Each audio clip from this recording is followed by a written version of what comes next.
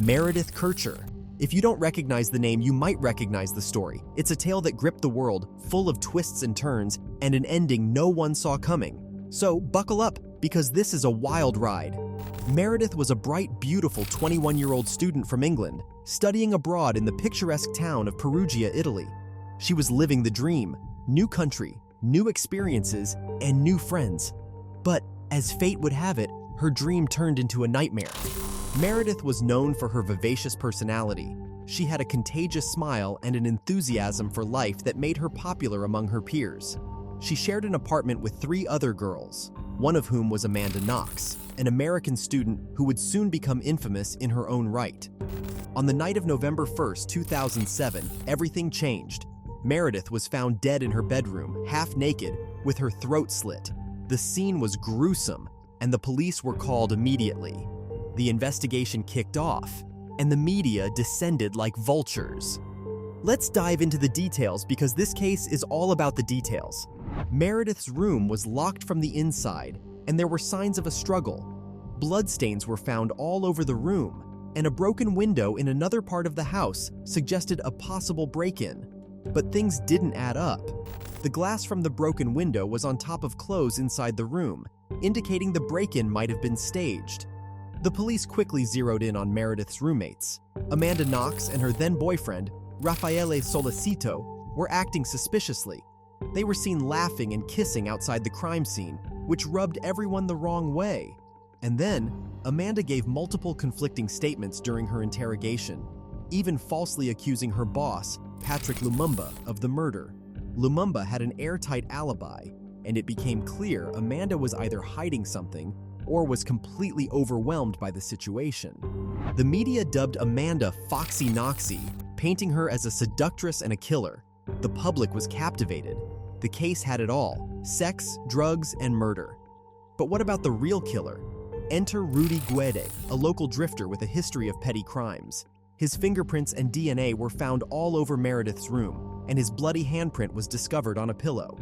Guede fled to Germany after the murder, but was eventually extradited back to Italy. He admitted to being in the house the night of the murder, but claimed he didn't kill Meredith. He said he was in the bathroom when an unknown assailant attacked her. Yeah, right. The prosecution built a case around a supposed orgy gone wrong, with Amanda, Raffaele, and Rudy all participating in Meredith's murder. They claimed it was a game of sexual violence that spiraled out of control. The story was sensational, but was it true? Amanda and Raffaele maintained their innocence, but the court of public opinion had already judged them guilty.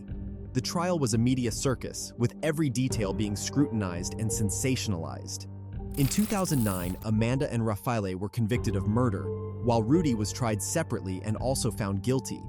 It seemed like the case was closed, but this is where things get even crazier. In 2011, Amanda and Raffaele's convictions were overturned on appeal. The court found that the prosecution's case was riddled with errors, and the evidence was flimsy at best. The DNA evidence was especially problematic, as it was found to be contaminated and unreliable. Amanda and Raffaele were free, but their freedom was short-lived.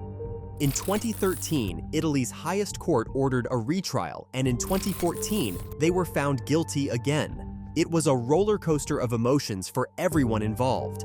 Finally, in 2015, the Italian Supreme Court definitively acquitted Amanda and Raffaele, citing stunning flaws in the investigation and absolutely no biological trace linking them to the crime. But what about Rudy Guede? He continued to maintain his innocence, but the evidence against him was overwhelming.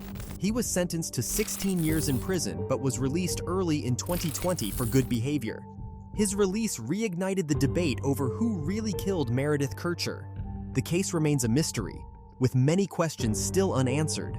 Did Amanda and Raffaele have any involvement, or were they simply victims of a flawed justice system and a voracious media?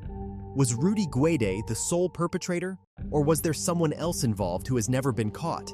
Meredith's family has never wavered in their belief that Amanda and Raffaele were involved in her murder. They continue to seek justice for their beloved daughter and sister, whose life was tragically cut short. The case serves as a stark reminder of the complexities of the legal system and the power of the media to shape public perception. Now, let's rewind and look closer at the timeline and the key details that define this case. Meredith had spent the evening of November 1st with her friends, enjoying a relaxing night after Halloween festivities. She returned to her apartment around 9 p.m., planning to spend a quiet night in. Unbeknownst to her, this would be her last night alive. Amanda Knox and Rafael Solicito were spending the night together at Rafael's apartment. They claimed to have spent the evening smoking marijuana, watching a movie, and later cooking dinner. Their alibi was initially solid until inconsistencies began to emerge during police interrogations. Amanda's behavior was peculiar from the start. She was seen purchasing lingerie with Raffaele just a day after Meredith's body was discovered.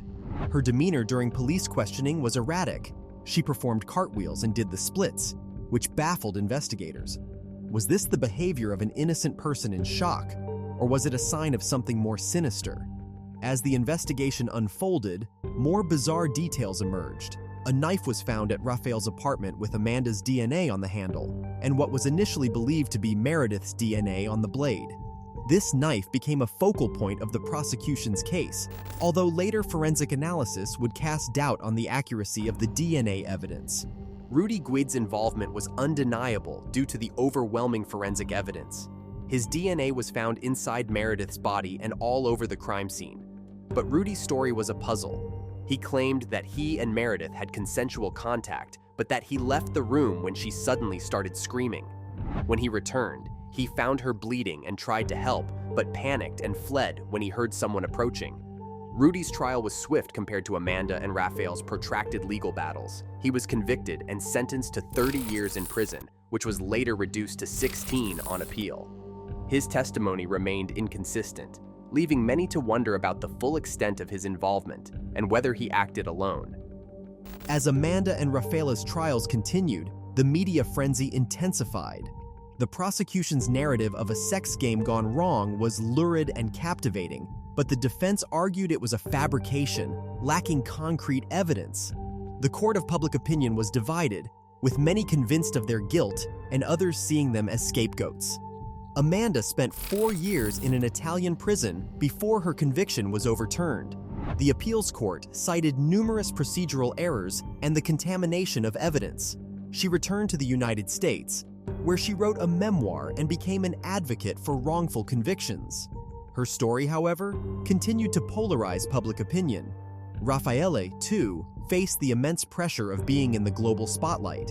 He consistently maintained his innocence, asserting that he had no reason to harm Meredith.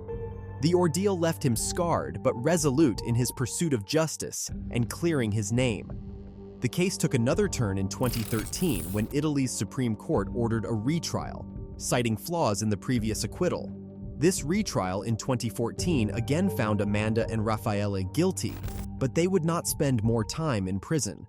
The legal tug-of-war reached its climax in 2015 when Italy's highest court definitively acquitted them, bringing an end to their legal nightmare. However, the shadow of Meredith Kercher's murder still looms large. Her family, devastated by her loss, has sought to honor her memory while grappling with the unresolved questions about the night of her death. The Kerchers have expressed frustration with the legal proceedings, feeling that justice for Meredith was never fully served.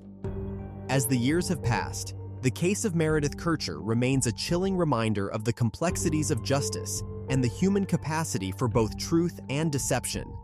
It highlights the impact of media sensationalism and the challenges of navigating the legal system in the face of intense public scrutiny.